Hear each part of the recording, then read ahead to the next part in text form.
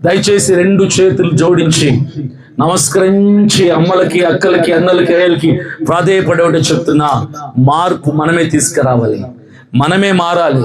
దయచేసి ఇప్పటి వరకు మోసపోయింది చాలు, నష్టపోయింది చాలు, అమ్ముడు పోయింది చాలు, బ్రతుకులు తాకట్టు పెట్టుకుంది చాలు, గొప్పవాన్ని గొప్పవాడిగా వచ్చింది చాలు. ఇక మనలో నుంచి ఒకరిని గొప్పవాన్ని చేసి మనమందరం కూడా గొప్ప వాళ్ళు అవ్వాలని నేను ఆశిస్తున్నా. అమ్మా, అక్క, ఈ ఊర్లో స్కూల్ ఉందా?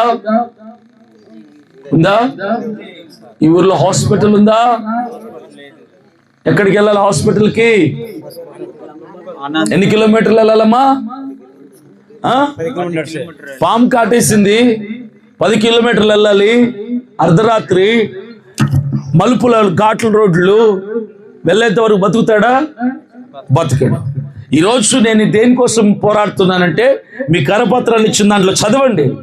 అందులో ఒక పాయింట్ ఉంటుంది, ఏంటంటే ప్రతి గ్రామంలో 24 గంటలపై 7 రోజులు అందుబాటులో ఉన్నటువంటి వైద్య శిబిరాలు అందుబాటులో ఉండాలి.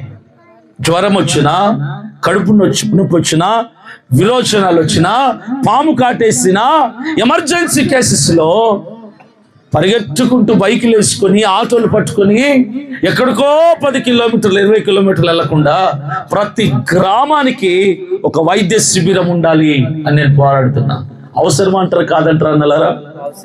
అవసరమా కదా? మన మనుషులమే కదా. ఏం పట్టణాల్లో ఉన్న వాళ్ళే మనుషులా? పట్టణాల్లో ఉన్న వాళ్ళవే బతుకులా? పట్టణాల్లో ఉన్న వాళ్ళే బాగుండాలా?